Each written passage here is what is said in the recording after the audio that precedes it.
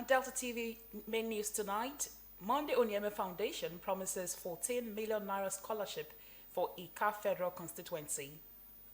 State government expresses satisfaction with quality of work on Orere Bridge project. Reps member calls for strict enforcement of disability laws. And abroad, Estonia says Russia jets breach airspace in brazen incursion. Good evening and welcome to the Delta Television main news. I am Blessing Usiagwada. You can also follow our news online on Facebook and YouTube at Delta Broadcasting Service Asaba or visit our website at www.dbsasaba.com. Now, the news in detail. Successful candidates who sat for the aptitude test organized by the Monday Onyeme Foundation under its scholarship scheme for Ika Federal Constituency will get more than 14 million naira. The state deputy governor, Monday Onyeme, disclosed this at the University of Delta Agbo during the aptitude test organized for students for the Monday Onyeme Foundation. Pere Botu has details.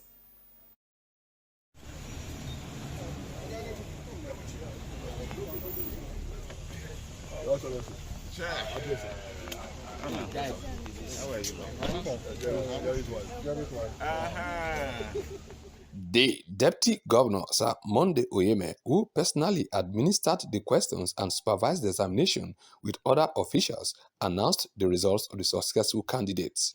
It disclosed that 82 candidates passed in Ika Northeast, while 68 candidates were successful from Ika South. Sir Onyeme said each of the successful candidates would get 200,000 naira each, while the two students with the highest scores would get an extra 200,000 naira. He further stated that the four others with the second highest scores would be given an extra 100,000 naira each. The deputy governor stated that the competitive nature of the scholarship scheme had made it to be enduring, adding that the scholarship program had been on for about 9 years. Sir Onyeme said the scholarship scheme was an annual event encouraging those who were not successful this year to try again next year. The deputy governor said the reason for the aptitude test was to encourage the candidates to develop competitiveness, stating that this was how they were trained in their old school days. It disclosed that the aptitude test will take place on Saturday in Kwale for students in the Undokwa Ukwanifera constituency and on Sunday for candidates of the Anyosha Oshimilifera constituency. Pass, you get something. If you don't pass, you go home empty. So that is the meaning of the aptitude test. In a way, it encourages the students in their academic activities, not just my own exam, but in their academic activities, when you make them to develop that spirit. Also speaking, the Commissioner for Works, Rural Roads and Public Information, Mr. Charles Aniagu, who witnessed the aptitude test, commended the Deputy Governor, Sir Monday Onyeme, for using the Monday Onyeme Foundation to encourage reading culture and to unify the people. He said the scholarship scheme was an opportunity that the Deputy Governor had created to help the people, especially those who find it difficult to help themselves through school. Mr. Aniagu urged students to stay focused and keep faith with the reason why they are in higher institutions and called on members of the society to support the Deputy Governor by giving back to the society. We also encourage other well-meaning individuals to see how they can also support and emulate what the Deputy Governor is doing, so that at the end of the day, we have much more number of persons, because indeed, there are much more number of students that need assistance. The Deputy Governor and his foundation alone is not going to be able to cater to the needs of everybody. So when more people come in, you will see that a good number of ground will be covered. Some of those who attended the event included the chairman of Ika Northeast Local Government Council, Honorable Monday Odigwe, wife of the chairman of Ika South Local Government Council, Mrs. Ifechukwu Ehiwario, top officials of the University of Delta Agbo, some parents of the candidates, among other personalities, monitored the examination. I am Pere Botu reporting. The State Commissioner for Works, Rural Roads and Public Information, Mr. Charles Aniago, has defended government's reinforcement of the civil service dress code, saying it is rooted in existing rules. Mr. Aniago, on a national television program, explained that the directive was not new, but a reminder of long-standing regulations which mandates decency and corporate appearance for civil servants. He said the policy was similar to practices in the private sector, while organizations insist on corporate identity, dismissing claims that it would impose financial strain on workers.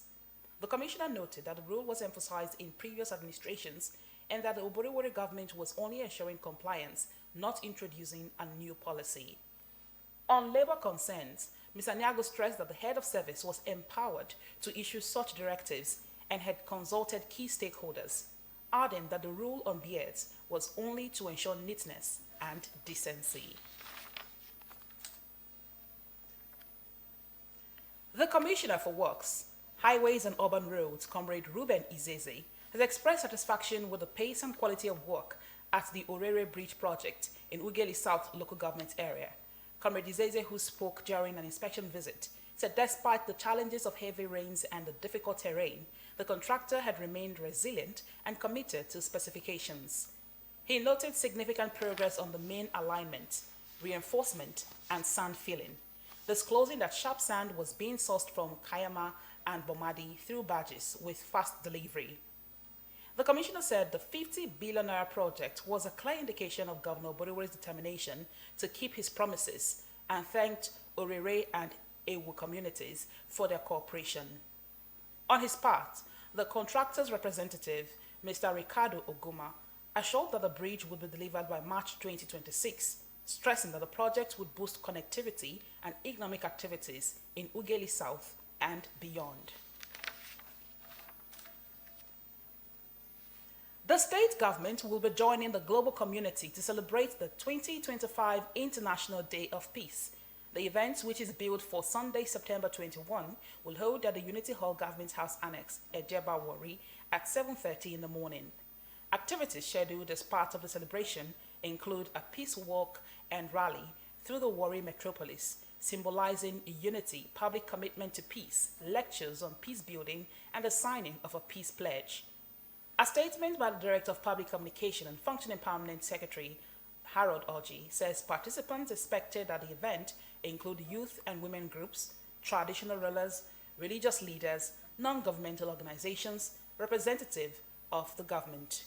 To this end, traditional rulers, security leaders, NGOs, civil society groups, youths and women groups, and faith-based organizations are invited to join hands with the state government to promote and champion the cause of peace across communities in Delta State. Similarly, as Delta State joins the global community to mark the International Day of Peace on Sunday, September 21, the Delta Broadcasting Service, DBS Asaba, has perfected plans to hold a peace rally tomorrow, September 20, as part of activities to observe the day in the state. A statement signed by the station's management says the general manager, Mrs. Christine Jobome Emetulu, will lead management and staff on the peace walk, which will take the participants to strategic points within the state capital. The statement says the rally, which will kick off from the DBS premises, is aimed at promoting peace, love, and unity among residents of Asaba and beyond, and also a symbolic expression of the DBS Asaba's commitment to peace building. Staff have been requested to be in the premises by 7 a.m. ahead of the takeoff at 7:30 a.m. The statement has also invited friends of the station, well-wishers, and the general public to join in the event and walk for peace.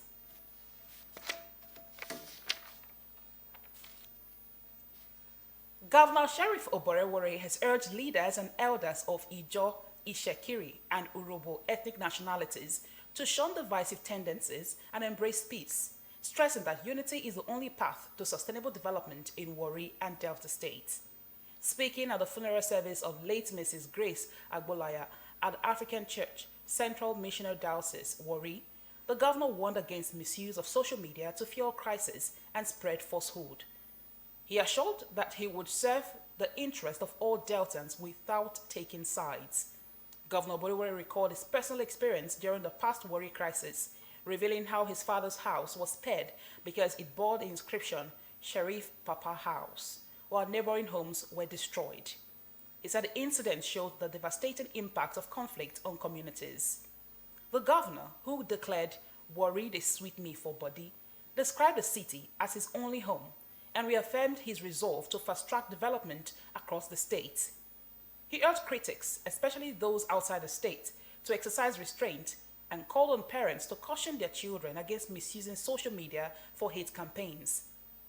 Paying tribute to the late Mrs. Agbolaya, Governor Bodore described her as a shining example of faith and integrity.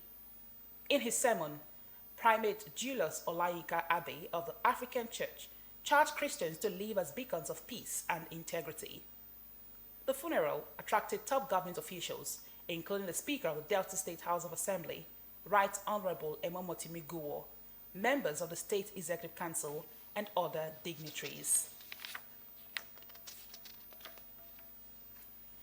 The spokesman for the House of Representatives and member representing Ekiti North Constituency 1, Mr. Akin Rotimi, has called for strict enforcement of the Discrimination Against Persons with Disabilities Prohibition Act 2019. The act, which came into full effect in January 2024 after a 5-year moratorium, mandates that all public buildings, structures, and vehicles must be accessible to persons with disabilities. However, the lawmaker noted that many public facilities, including banks, eateries, and places of worship, were yet to comply. The law prescribes penalties of 1 million naira for corporate bodies and 100,000 naira or 6 months imprisonment or both for individuals who fail to comply.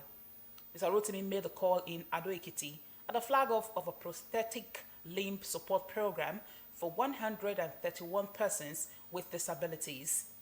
He commended the Ekiti State government for ensuring compliance in all public buildings constructed by the state.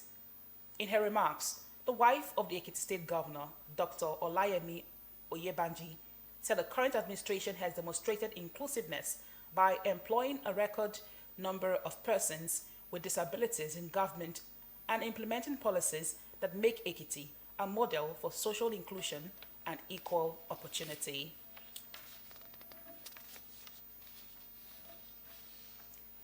The Federal Ministry of Art, Culture, Tourism and the Creative Economy has launched the Creative Economy Data Mapping Report, a landmark study designed to unlock Nigeria's creative potential and attract greater investment across key sectors. The report was unveiled at the Creative Industries Economic Coordination and Investment Summit, held in Lagos as part of the 2025 Creative Economy Week. The event, organized by the British Council, brought together stakeholders from across the cultural and creative industries. The first of its kind mapping exercise provides a detailed analysis of Nigeria's creative economy value chain, highlighting high growth sectors such as film, music, fashion, design, digital content, tourism, and cultural infrastructure. It also identifies urgent needs in areas such as financing, infrastructure, and policy support to drive sector-wide growth. According to the ministry, the initiative aligns with the Renewed Hope Agenda, which aims to create 2 million jobs in the creative economy by the year 2030. Speaking on its significance, Special Advisor on Media and Publicity to the Minister, Dr. Nneka Ikem Anebeze, described the report as a strategic tool for national development, stressing that it offers a data-driven framework for private investors, government agencies, and development partners to collaborate effectively for sustainable growth. The federal government has introduced 26 new trade subjects across all federal science and technical colleges nationwide as part of efforts to revamp technical education and prepare students for the evolving global economy. The spokesperson for the Ministry of Education, Mrs. Folashade Boriwo, said the reform is aimed at enabling the colleges function fully as specialized technical institutions while strengthening key sectors such as manufacturing, services, and the digital economy. The Education Minister, Dr. Tunji Alausa, explains that the updated curriculum was designed to equip students with practical, industry-relevant skills that would enhance their employability and empower them to contribute to national development. He said under the new structure, each technical college will offer between 6 and 10 trade subjects, in addition to general academic courses like mathematics, English, and the sciences, as well as electives. He said students will be expected to combine one main trade course with other trade-related and core subjects.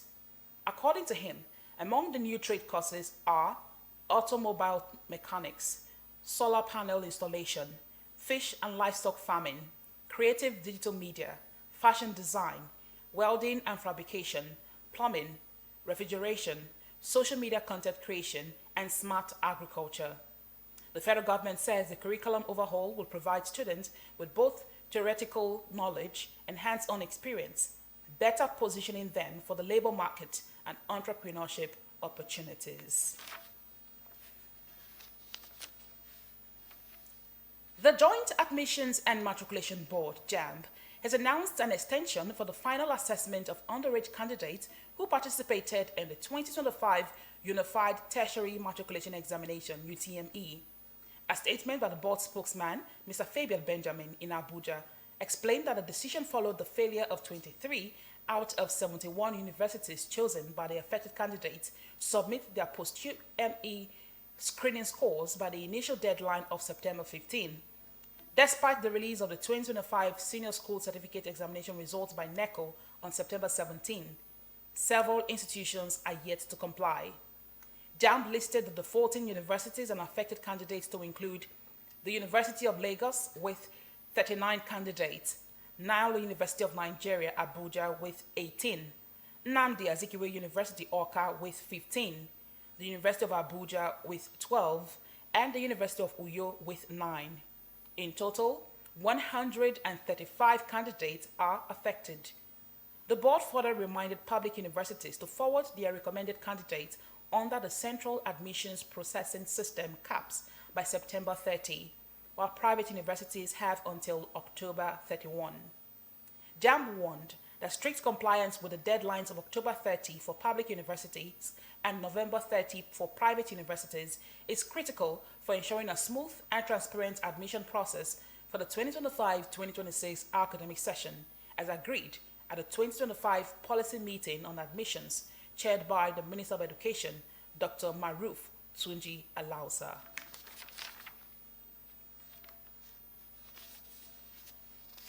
Again, the National Economic Council, NEC, has declined deliberations on the long-standing issue of state police, despite growing concerns about insecurity across the country. At its 152nd meeting held in Abuja, the council, chaired by Vice President Kashim Shettima, instead endorsed the rollout of solar-powered irrigation pumps developed by the National Agency for Science and Engineering Infrastructure, NASENI, ahead of the 2025 dry season famine. President Bola Tinubu's earlier backing for state police had earned him nationwide praise, with at least 34 state governors also declaring their support. But the matter, which was expected to feature prominently on the agenda, was not discussed. Meanwhile, the NASENI solar-powered pumps, designed to replace petrol-powered models, are targeted at boosting food security by cutting costs, improving productivity, and raising farmers' incomes. The Council has directed the Minister of Budget and Economic Planning, Senator Atiku Bagudu, to work out modalities for funding NASENI to ensure mass production and distribution of the pumps. Vice President Shettima said the innovation demonstrates Nigerian creativity and global competitiveness. He also highlighted other government initiatives, including insurance cover for 250,000 farmers across 8 states, the Advancing 30% Value Addition Bill, and a 250 billion naira Bank of Agriculture facility for smallholders. The state governor, Right Honorable Sheriff Oborewori, briefed journalists on the nation's account balances as of September 17th. The excess crude account stands at $535,823, the stabilization account at 83.4 billion naira, and the natural resources account at 125.8 billion naira. The Police Service Commission has continued with its compulsory promotion examination for senior police officers due for elevation to the next ranks. At least 630 deputy superintendents of police sat for the written examinations, which was held at the Commission's Pari Osayande Auditorium at its corporate headquarters in Jabi, Abuja. The officers were recommended for promotion to the rank of Superintendent of Police. Declaring the examination open, retired Supreme Court Justice and Commissioner representing the judiciary in the Commission, Justice Paul Adamu Galumje said the commission would continue to encourage officers to improve their knowledge and mental capacity for effective service delivery. Justice Galumje also noted that henceforth, performance in the promotion exams will determine the future of officers in the force. In his remarks, the chairman of the Commission's Standing Committee on Police Matters, DIG Taiwo Lakanu, retired, said the examinations was not only timely but also necessary to boost the image of the Nigeria Police Force. The Nigerian Air Force says sustained airstrikes on illegal refineries in the Niger Delta has significantly boosted the country's oil production, raising output to 1.71 million barrels per day.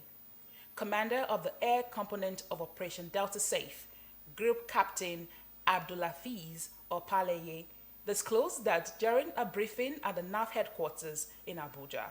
According to him, daily sorties across 7 Niger Delta states have crippled oil theft networks, neutralizing 12 criminals, arresting 6 suspects, and destroying illegal refining camps along with equipment such as cooking tanks and reservoirs. The Group Captain Opaleye explained that the security gains are translating into improved oil output, with crude oil alone averaging 1.51 million barrels per day in July 2025. Also speaking, the Chief of Training and Operations, Air Vice Marshal Francis Edosa, said the Air Force executed 117 missions, 189 sorties, and 192 flight hours between May and July. He reaffirmed the NAF's commitment to stabilizing the Niger Delta, safeguarding oil revenues, and keeping Nigeria's skies safe for legitimate operators.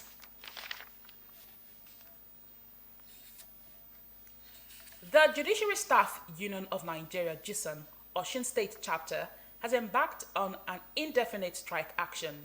The union, in a statement signed by its chairman, Comrade Idris Adedayo, directed all members across the state to withdraw their services and refrain from reporting to work until further notice. According to Comrade Adedayo, the decision to resume the suspended industrial action followed the expiration of a 3-day ultimatum earlier issued on Tuesday, September 16, 2025. He explained that the action became necessary due to the failure of the chairman of the Judicial Service Commission and Chief Judge of Osun State, Justice Oyetola Adepele Ojo, to engage with the leadership of JISON despite repeated calls. In the statement, the JISON leadership expressed regret over the escalation but urged all members to remain united, stressing that the strike is aimed at protecting their rights and interests of members.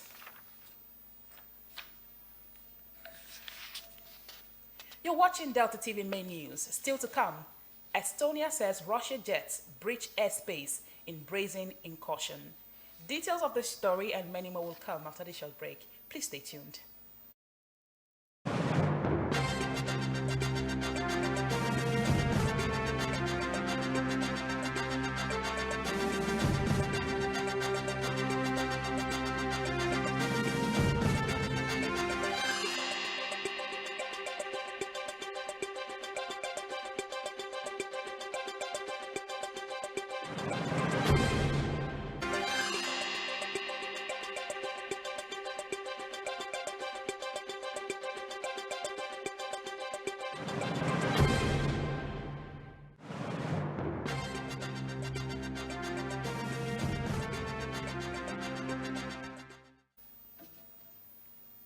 Thank you so much for staying tuned and welcome back to Delta TV Main News.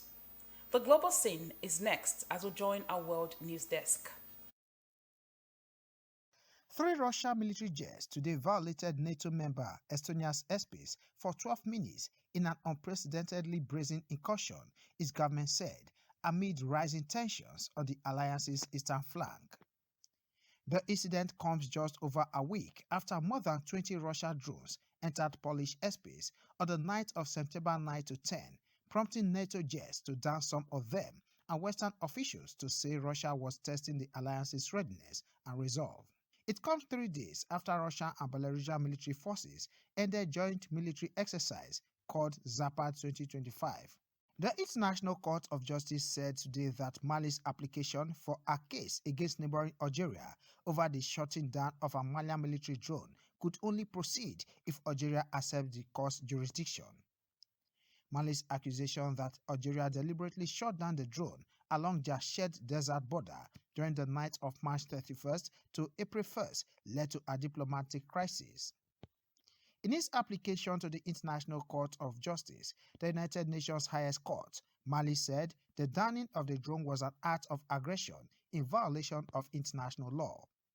However, since Algeria has not given the ICJ automatic jurisdiction for any disputes with other United Nations members, the court said it has sent Mali's claim to Algeria government.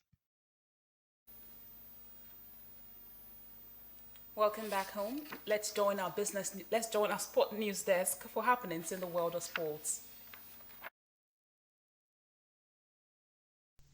The Nigerian Table Tennis Federation has announced a 10-member squad for the upcoming 2025 ITTF African Championship to hold in Tunis, Tunisia from October 12 to 19. The tournament will also double as a qualifier for the 2026 ITTF World Team Championship in London, a centenary edition set to commemorate 100 years since the first World Championship held in the same city in 1926. Heading the men's team is Taiwo Martin, who last featured for Nigeria at the 2023 ITTF World Championship in Durban, South Africa. And in boxing, the British-Nigerian heavyweight boxer Anthony Joshua is set to make his long-awaited homecoming fight in Nigeria. A Nigerian boxing promoter, Dr. Ezekiel Adamu, stated this in Abuja. Dr. Adamu revealed that discussion with Joshua's camp had been positive and that plans are underway to stage the bout at the Moshood Abiola National Stadium in Abuja. The proposed fight is expected in the first quarter of 2026 and will likely feature Joshua's against another African opponent, stressing that possible names are Congo's Martin Bankole and former WBF championship Deontay Wilder, who also has a Nigerian heritage. Bridget Agetu reporting. Now, a thought for the day. You are braver than you believe, stronger than you seem, and smarter than you think.